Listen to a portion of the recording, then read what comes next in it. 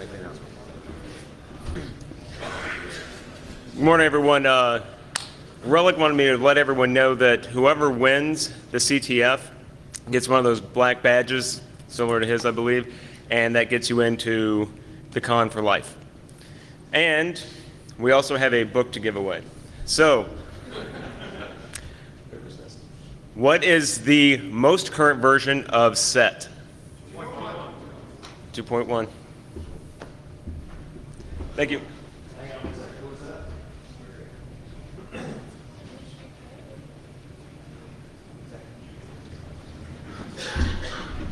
Actually, that guy didn't answer the question. He just social engineered me into giving him the book. All right, welcome back to Saturday of DerbyCon, one of the hottest cons of the entire con circuit. It's 9 o'clock in the morning and you're here, so obviously you're not real hackers. And we're about to have a very, very cool talk. If I have to introduce Georgia, you obviously have your Bluetooth and a Wi-Fi turned on your phone. If I don't have to introduce Georgia, you're frantically going, turn off, turn off. Airplane mode on. So with no further ado, smartphone security, the mistress thereof. Let's hear it for Georgia.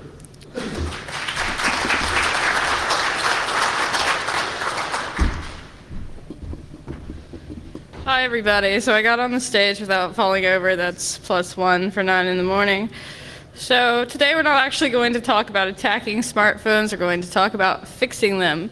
And so the name of the talk is Throw It in the River with a question mark, because that's really the only way to ensure your smartphone security is put it in the river.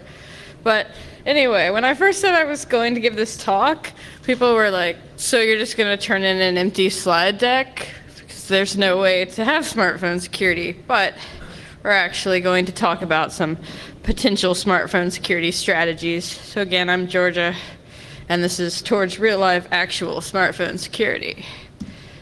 So actually what we're going to talk about today is a series of problems in smartphone security that are ubiquitous across multiple platforms. It's, of course, not every problem that they have, but we're just going to talk about 4. We're going to talk about encryption in transit, and the apps, and updating the system, firmware, and then user awareness.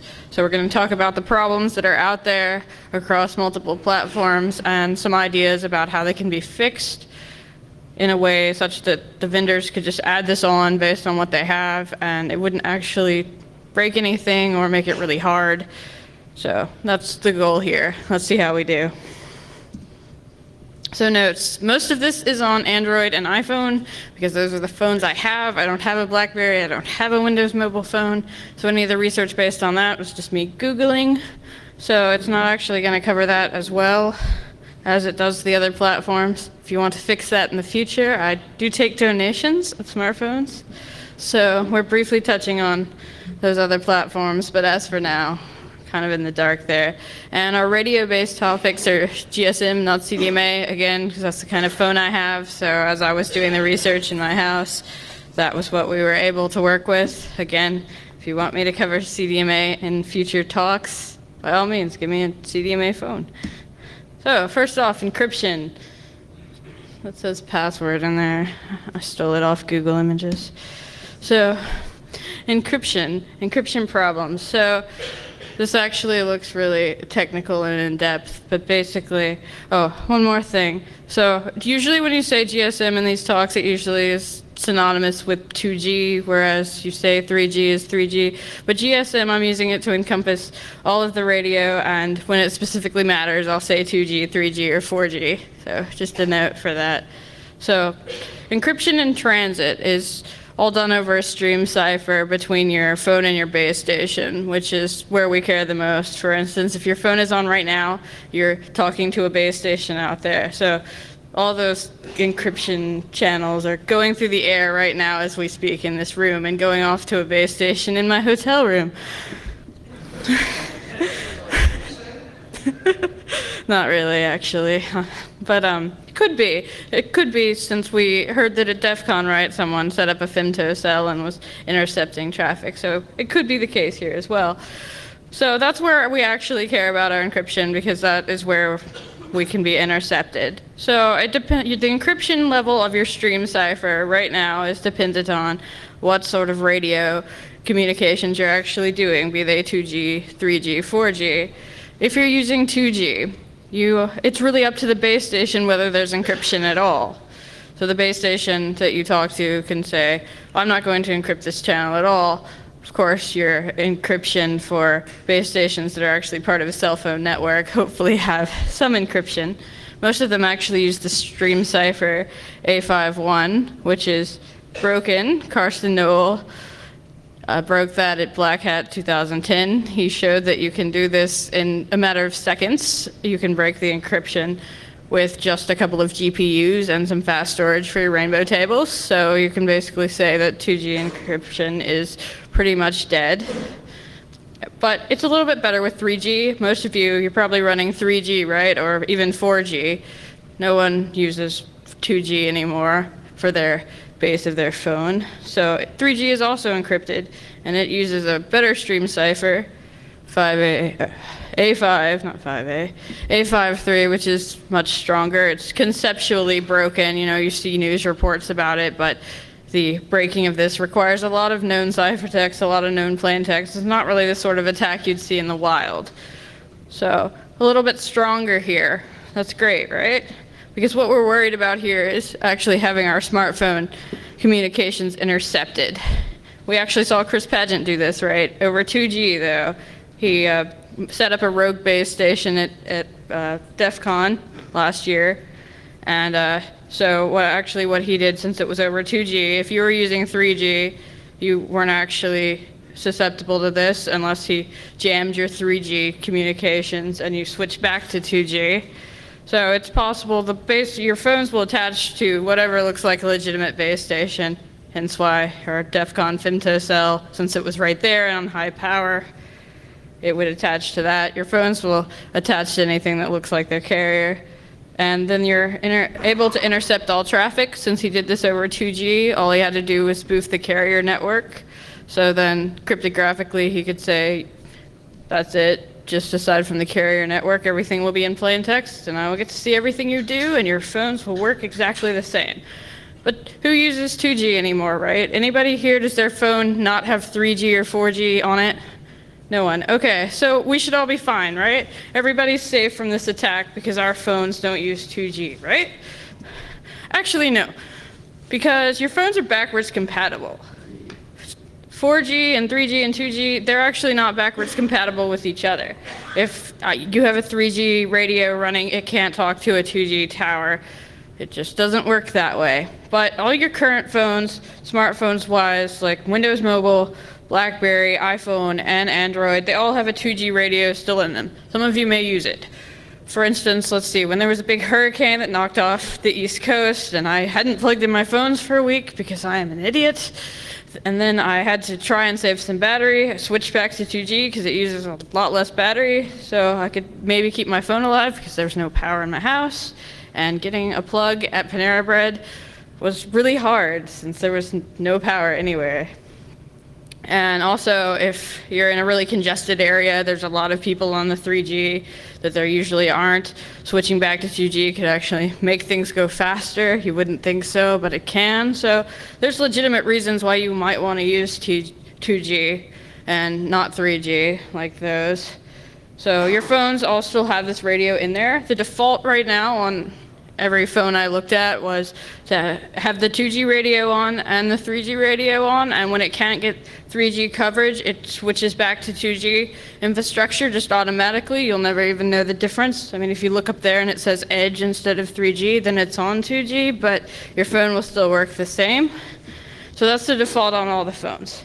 So when 3G is not available, it'll use 2G. So what did Chris Pageant do in his talk? He jammed 3G. So if I jam 3G up here, everybody's phone in the room basically would go back to 2G, and thus if I had a rogue base station, it would be interceptable. So as long as 2G is actually still being used, then this sort of attack will still work. Chris Pageant did this almost 2 years ago, yet the same attack would still work. Nobody's done anything about it, right? And this will work on any kind of phone. This isn't just an Android problem. This is a carrier network problem, infrastructure of the entire cell phone system problem. So mitigation 1, just turn off 2G, right? It's an option on all of the phones that I looked at to force 2G only. For instance, like when I was in the hurricane, or some people at DEF CON, if there were too many phones around and they weren't getting good service, then you might say, go into your settings. You just go into settings. You don't have to root your phone to do this. Just go in there and it says, do you want to use 2G only? You can click that, and then your phone will automatically connect to only the 2G networks and not use your 3G or 4G if your phone can do that. However, using 3G Plus doesn't seem to be available on, well, I know it's not available on iPhone 4 or the current Androids, but it does seem to be on BlackBerry. Again, I don't have one, but based on research, that does seem to be an option on that one. You can go into settings and so force it not to use 2G ever, but it doesn't seem to be the case on any of the other ones I look at. So we need to see this setting made available. They can do this. It's the same way. Just don't use that radio. Radio off. We can do that. So we need to see that definitely become an option, and it would be cool if they made it default too. However, if you made it default and you went out of the range of your 3G coverage, your phone isn't going to work anymore. But they could also fix the encryption on 2G, but I don't really see that working either. So I think probably the best thing for your end user is to have the default setting not to use the bad encryption 2G, because we're seeing this attack more and more.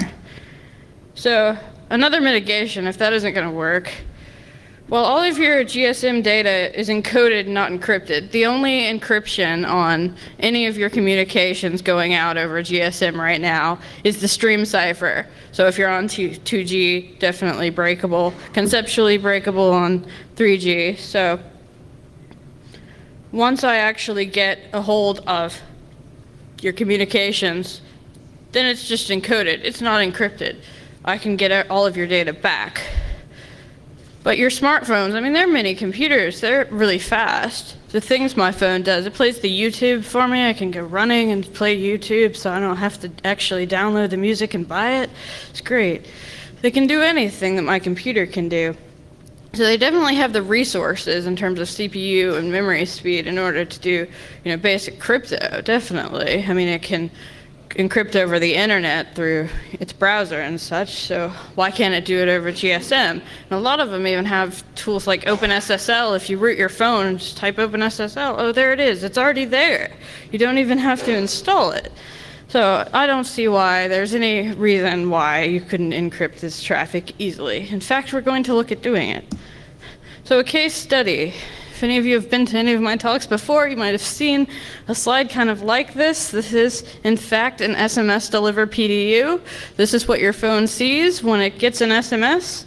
It sees all these values and parses them out nicely and gives them to you.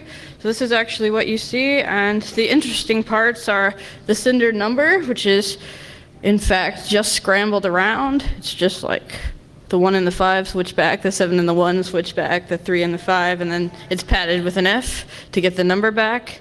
And then your user data is, again, just encoded, not encrypted.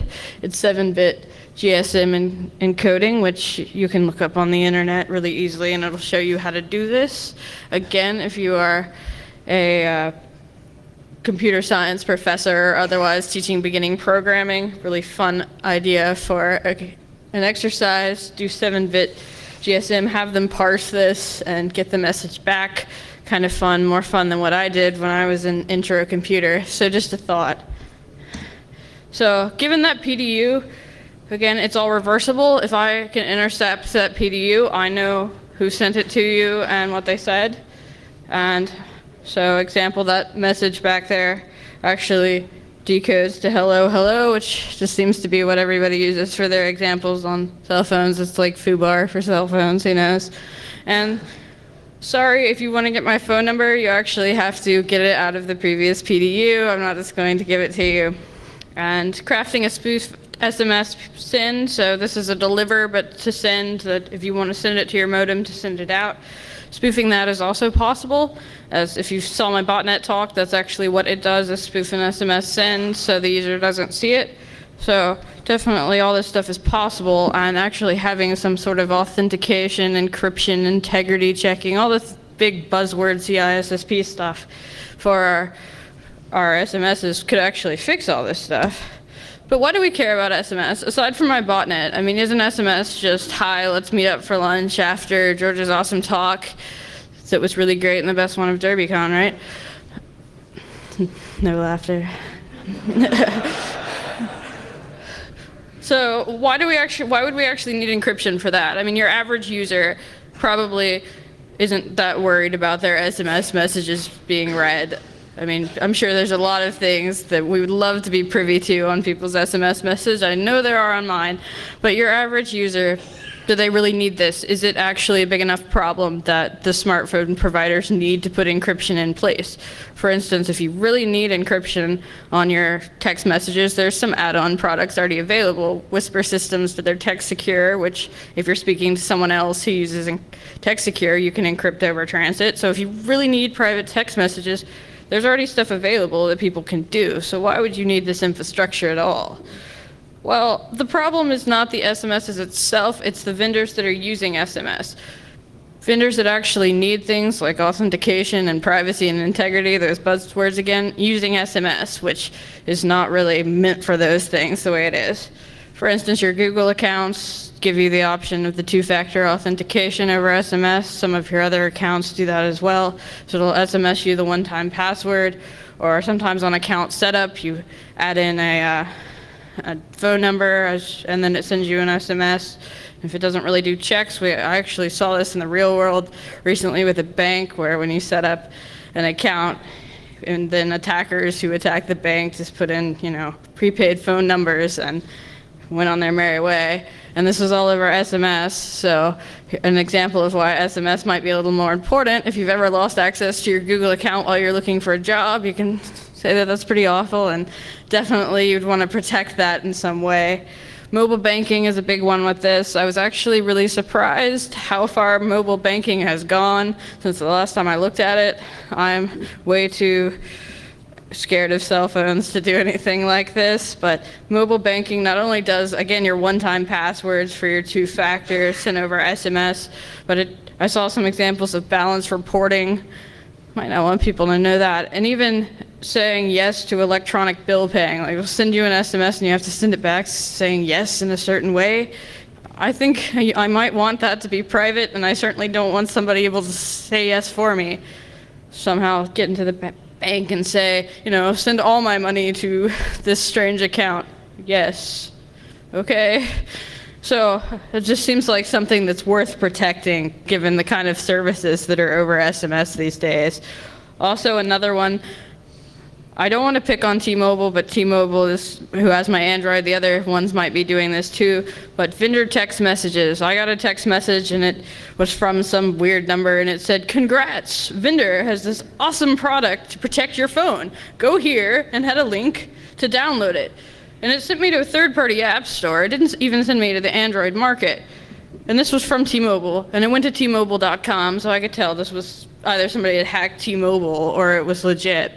But, what if it was just a random link? And an average user, I mean, can they tell what is the actual domain and what's not?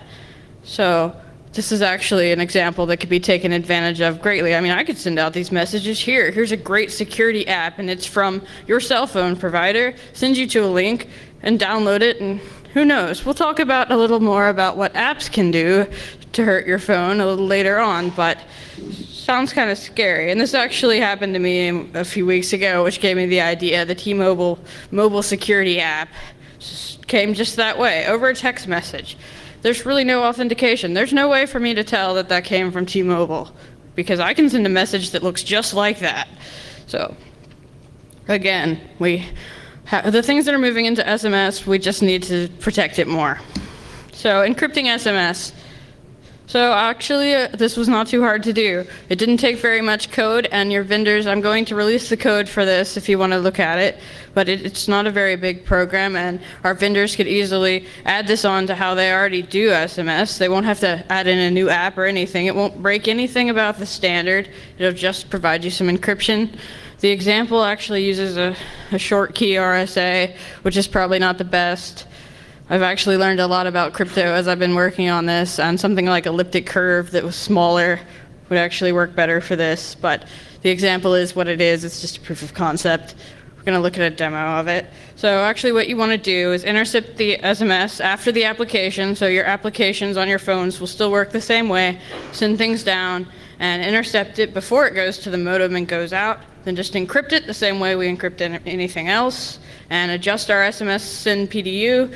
We saw the PDU and we saw the data, so that instead of being E8, so on and so forth, it would be, you know, the encrypted value and then it encoded properly. And then send it over normally. It'll work fine. We'll see in the demo, you know, it just sees it as a different set of characters.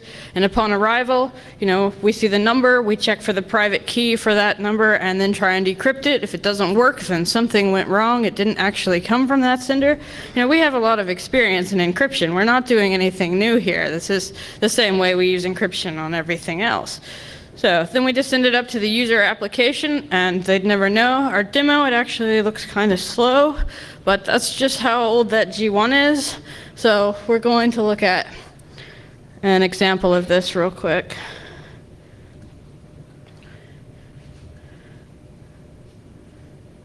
All right, so two phones, iPhone and G1. G1's actually the one doing encryption. Should be phone code for the iPhone too, but this is the one I made the video for. So we're just going to send a message normally.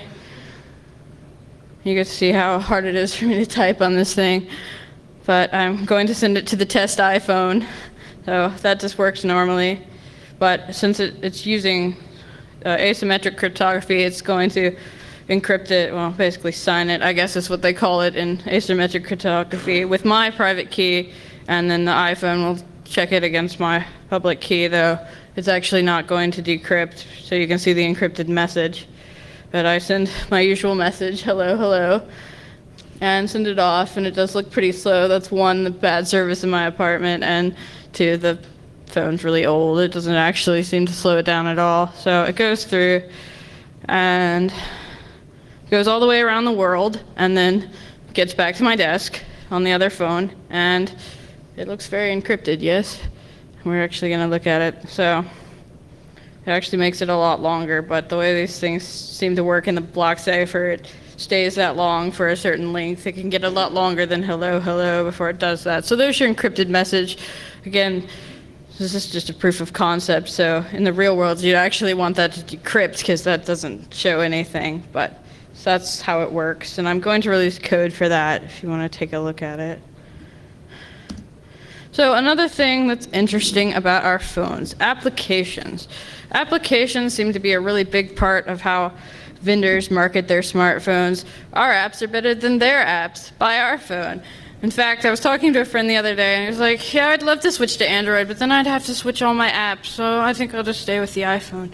So apps are definitely a big part of the market, but they're also kind of the path of least resistance in a lot of cases about how to hack these phones.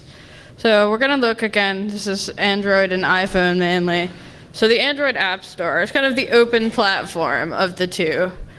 Anything really goes here, which we like as hackers, right? We like open source. So anyone can write an app and upload it to the Android market. You just have to pay a $25 sign-up fee, and then you can go on your merry way and upload whatever you want to the Android market. And anonymous sign-up is possible, you know, the prepaid credit cards and whatnot, just like prepaid phones. They don't really verify you. You can sign up as, you know, foobar or hello, hello for all they care, really. And there's no certificate authority. You can download something from a third-party app store and it will run, you know, as long as it can run on the Android and you say yes to installing it, it will run. So I can make an app and run it on my phone and, you know, put it up on the internet and tell you guys to download it, and then, or send out that SMS and pretend to be T-Mobile and be like, here's a security app that will save your phone, and put really scary stuff in it, which we saw Droid Dream, for example. That was a big one on the Android. Trojaned a bunch of apps. It was all over the news, so, you know, it happens.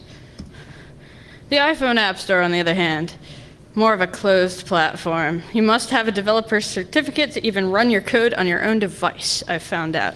It seems like if you root it, you can make a C program and you can fake sign it, and I could get that to run, but I couldn't even get my app. I couldn't get Xcode to even export my app if I didn't pay my $99 a year. So our example of iPhone code that we're going to see earlier is going to be done on an emulator for that reason. But your identity is verified, of course. You know, if you steal someone's identity, big black hat stuff, I'm sure you can get onto the iPhone store and not have it traced back to you. But they do verify your identity based on your credit card. So they check who you are, and so they want to make sure everybody is doing what they should be. So all your code is reviewed when you go through. So if you do something really awesome, probably you could get malware onto the store. I have not tried. But all of it is reviewed, so there is a review process. If you do anything really obvious, I'm sure they'll catch it. So iPhone actually has a lot of security protections. These are not even all of them. I have a bibliography at the end of the slides, and these will be up. So if you want to do more reading on this, there's a paper from Black Hat this past year that really that's all they talked about, and it was great. They ran through a lot of these, but here's a few. For one, they have mandatory code signing. You can't even load new code at runtime. The only things that can, obviously, something like mobile Safari has to because it's running dynamic web pages, but if you have an app, it can't load any new code, which is really annoying if you're trying to like Trojan the baseband, for instance, like I do. It just crashes and says, no, we don't do that. So it won't actually let you run anything that isn't signed by Apple. And there's some ASLR on your system binaries. They all have full ASLR.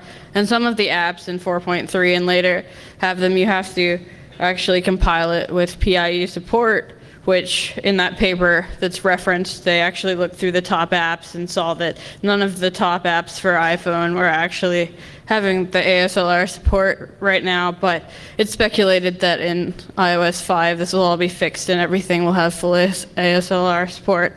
But since you can't even load code, I think they're doing all right, you know? So, and your individual apps are sandboxed with mandatory access control. You really can't overwrite it as far as anyone can tell. So, I think they're actually doing pretty good here as far as protections from malicious apps. Android security protections. This slide is a little bit shorter. So, but I mean, this has the good and the bad, right? I mean, a more restrictive platform is just harder to work with. And so, I mean, I think Android probably has the bigger market at this point, probably a lot for this reason, not because you can do malicious things, but you can do more good things with it too. But Android's main security protection, which we will talk about a little more in the fourth section on user awareness, is that users must accept the application permissions. If it's something, you know, if it's just something small, it may not ask. But when you install an Android application, if it does anything that might be considered scary to anyone, it will specifically say, I need permission to do this. We saw this problem in Droid Dream, of course, because it was like a game or an active desktop, and it wanted access to everything, your contact information, sending SMS, etc.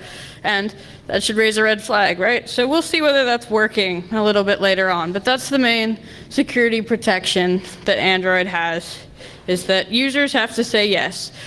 As far as I can tell, I've not been able to, aside from breaking out of the application and becoming root and then doing whatever you want, but inside of the application, I haven't found any way to access SMS, for instance, if I haven't specifically asked the user to do so. Once I've rooted the phone, well, that's another story, but I can't in the app do anything that the user hasn't specifically said I could.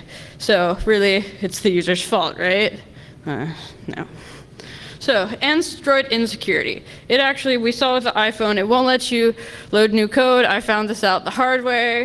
My phone kept crashing and I couldn't figure out why. Well, let's try, because I'm trying to load new dynamic code at load time, and the iPhone, oh, we're in a bad state now, go down. Android doesn't care. You can load new code into anything. Any app that I download, we've actually seen some research examples of this. Blast ShmooCon, John Overhyde and Jack Lanier did the Rootstrap app in their talk, which is, they did it with the Twilight botnet, so it was like, download this app and it'll show you new pictures of the Twilight movie. And sadly, that got a lot of downloads.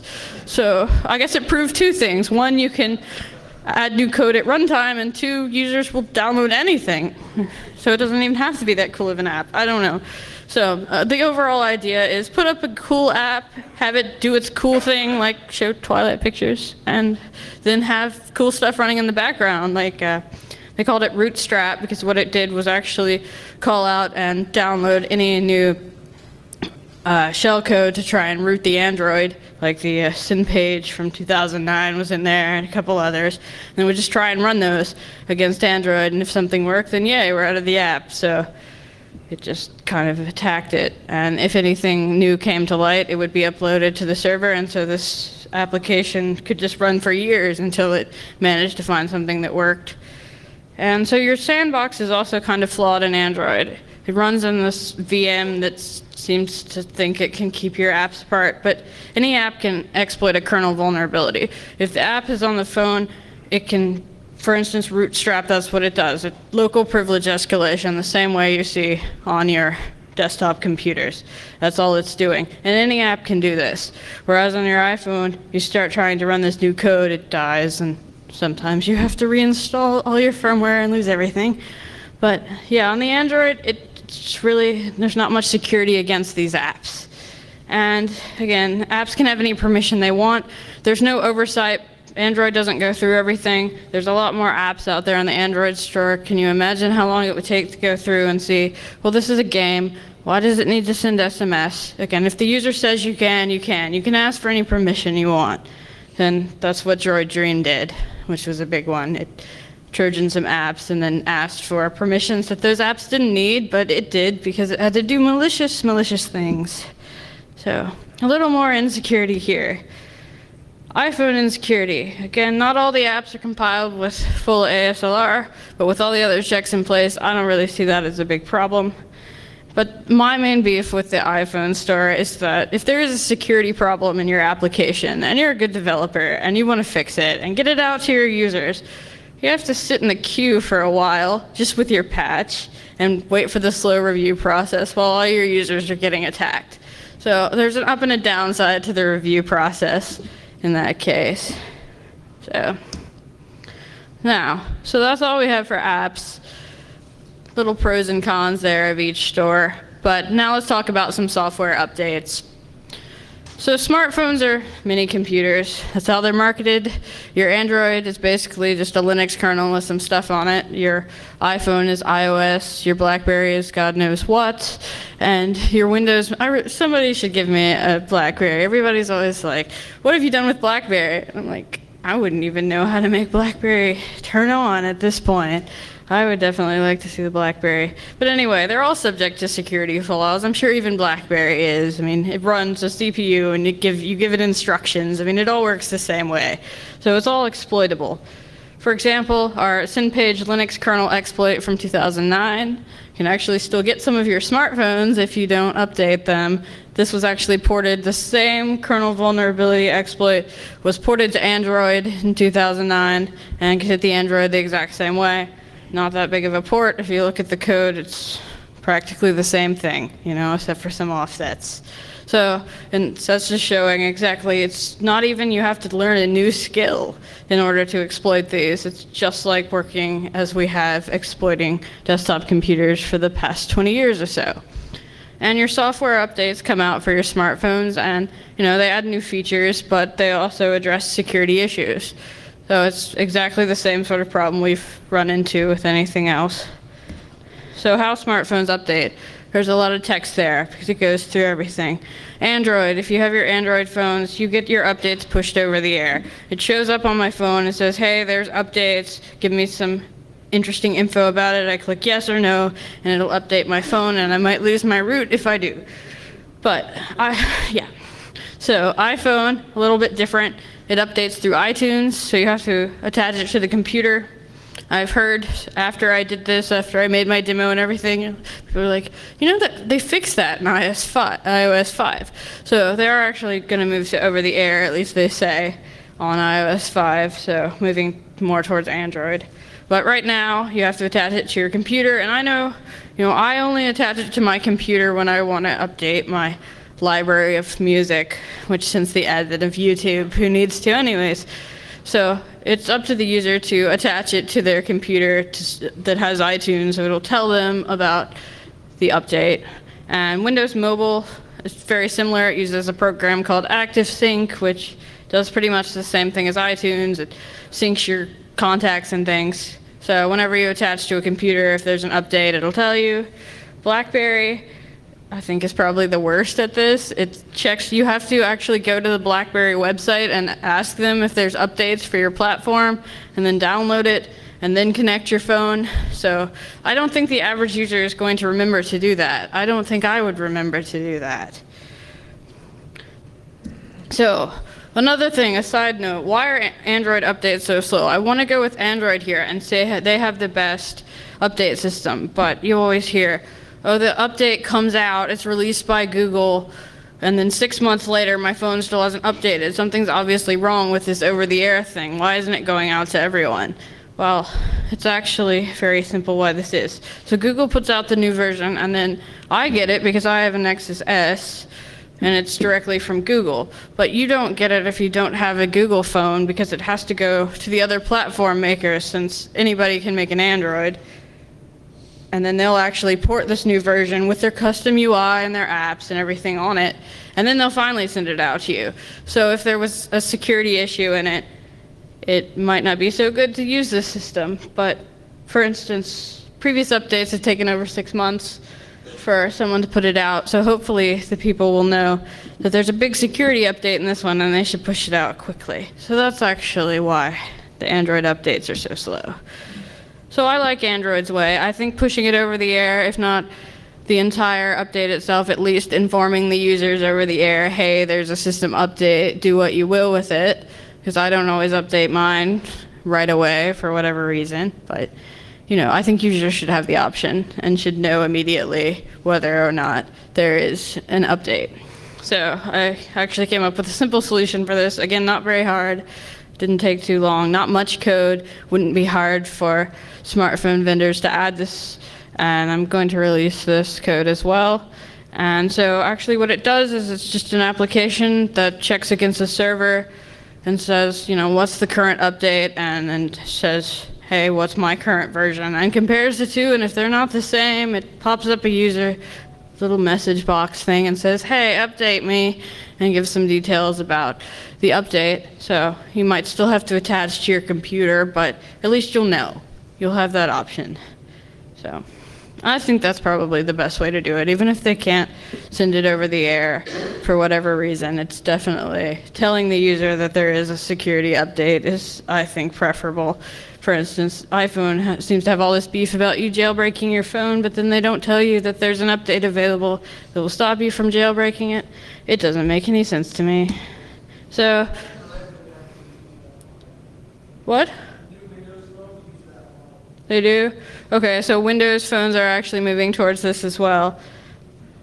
But let's look at our little demo anyways, because it's pink. We have to look at the pink one. Update me. So, right, this is on an emulator because I don't want to pay $99. So, see, it says update me, and it has a pretty pink background. So it does it at startup, and then it checks periodically, or you can just hit the button and ask it. So it actually just checks. So again, this actually took me a while to develop because I wasn't used to developing iPhone apps. But once I figured it out, I mean, it's just a few lines of code. It's like, oh, call up to the server. What's my system version? Put up a message box. So this wouldn't be hard, but it looks like Windows Mobile is using this, and iPhone is also going to use this. So maybe just BlackBerry needs to use this model. What are we doing for time? All right, my big one, always my favorite, user awareness fails. We've seen some great strides in computer security, I think. It seems like, you know, I talked to my grandmother and she's talking about viruses and not clicking on emails, and it just seems to have gotten out there in a big way that there definitely are security threats. Don't click on this random link in your email. You know, I guess I put it this way. Would you ever, if you were a boss at a company, would you ever tell all your employees to go out and find everything on the internet that they could possibly find that looks cool and download it and install it to their computers? Would anybody do that? No. Why not? Because it might be malware, right? If you just go out and do that. The problem is that's exactly what your smartphones are telling you to do. That's how they market them. Our apps are great. Go out on the App Store and download all the apps you can find. Buy our phones because our phones have better apps. Our app market is better. Well, that's exactly what we're telling them to do. Go out and buy or download everything they can possibly find and install it on their phone. So for the same reason this doesn't work on your computer so well, if you want to not have viruses, it's the same problem with your smartphone. And we're not getting that out to the users. We're still seeing it as a phone, even though it does everything my computer does and sometimes more. My phone knows more about me than my computer does. If you broke into my phone, and probably most of you as well, that would be kind of game over. It knows everything about you. So I think definitely to the end user, as we're giving them all this functionality, we owe them a little more support on how to use this thing appropriately. Apps have too many permissions. This is going to be focused on Android, but Android apps can request any permissions they want. And as long as the user says yes, you're allowed to do it, no oversight. So again, it's up to the user. If the user says no, well then they can't install the apps. For instance, I wanted TweetDeck on my phone and TweetDeck said it wanted access to my phone calls. What did I do? I tweeted about how stupid that was, but I still installed it. So, exactly, yeah. So if you want to use the apps, you have to say yes. Some things like CyanogenMod or Whisper Core will let you switch which permissions you want on and off, but it might cause it to crash. Probably not if it's something it doesn't actually need. But on the whole, like if you don't root your phone, if you're just an end user, you either take it or leave it. And if all your friends are using Foursquare, you're going to be using it too. Foursquare example, it would need GPS, obviously. It needs to know where you are. That would be a legitimate function of the app. But does it need to send SMS messages? I don't know if it does. I don't use Foursquare. Darren, does it? Yes, okay, it does ask for SMS. So is this system working of having the users pick the permissions or decide yes or no? Well, top downloaded Android app of all time. That's a rather large list. Let's look at that list of permissions that the Facebook app requires. It has to edit and read SMS messages, send SMS, receive SMS, modify and delete your USB storage contents, so overwrite your file system, prevent the phone from sleeping so it can run down your battery, write sync settings, so I don't really know what that does, GPS data, services that cost you money, which is sending premium SMSs basically, acts as an account authenticator and manage your accounts on your phone, read and write your personal information, so it's got your contact info, and it can make phone calls, it can read your phone state and its identity, which is like your phone's little password. If you actually, Chris Pageant talks about all that stuff in his talk, which is in the bibliography, the slides for that. So, you know, your personal identifiers of your phone and why you might not want to lose them. But yes, Facebook can access those and full network access. See, I have Facebook on my computer and it doesn't have a contacts list or a phone state or SMSs, and Facebook works just fine using full network access. So this is the top downloaded app of all time and it requires all these permissions. So I'm going to say no, this is not working. So, user awareness fail there. Also, jailbreaking gone wild. So when I first got my Android G1 and somebody told me I could run Debian on it, I was so excited. So I got one and I went and looked on all the mod forums about how to root it, and it was like, push, what does it say? Go to the home screen and hit enter twice and say telnet D. So basically I exploited the bug myself. So I knew that I didn't load any malware onto it. Current version of jailbreaking, here we are a couple of years later. You go to this website and you say yes to running this application that's made by some anonymous person on the internet, and then it jailbreaks your phone. What else is it doing? Probably a lot of the stuff we see in the wild for jailbreaking is probably kind of malicious. We know some of it's good. We see the guy on the news, right? He can't be a black hat, he's in the news. I don't know. So I think definitely this is kind of scary. I don't want to just run any code. For instance, for any iPhone research that I do, because of the mandatory code signing, this is basically what I do. I root the phone and then put malicious activity in it for my botnet, right? So nothing's stopping your jailbreakers from doing the exact same thing. How this works right now is it, like the current jailbreak me, is it puts up a bad PDF, which since PDF viewer can load dynamic code because it has to put up a PDF, right? And it's a bad PDF and it breaks out of that and turns off the mandatory code signing. So now it can do anything. So I can see why iPhone's a little scared of jailbreaking, not just because they don't want you to use your phone to its full capabilities, but because that's actually the main way to get an iPhone owned. I actually, at DEF CON this year, Nick Prococo in his talk said, if you want to get an Android phone hacked, give it an app. If you want to do an iPhone, definitely give it a jailbreak, and I would say this is the case. So again, iPhones probably need their updates rather quickly. So, people jailbreak their phones, they go out to the internet and download something, and God knows what they're getting, So definitely need to get some user awareness there. Yeah, rooting's so cool, and, you got to be careful what you install after you root it, but what about the rooting process itself?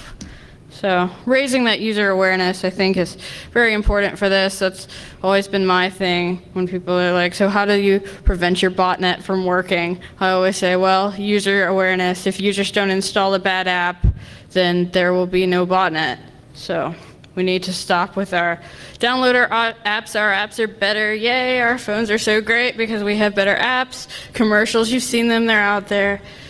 Again, that's just telling users to go out and download everything off the internet, which we don't do that anymore. So we definitely need to stop with that.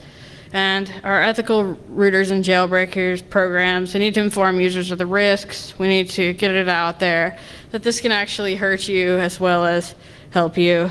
And if you're in an organization, we see it a lot with your computer user awareness training. We need to add something specifically if smartphones are allowed on your network. If you're allowed to get your corporate email on your smartphone, then you definitely need to add something to your user awareness training of this, because again, your smartphones are open to the exact same kind of attacks, perhaps more attacks, and it's just not getting the same level of awareness from our users about how to take care of them. And if it's got all your corporate secrets on it, you might want to take care of that.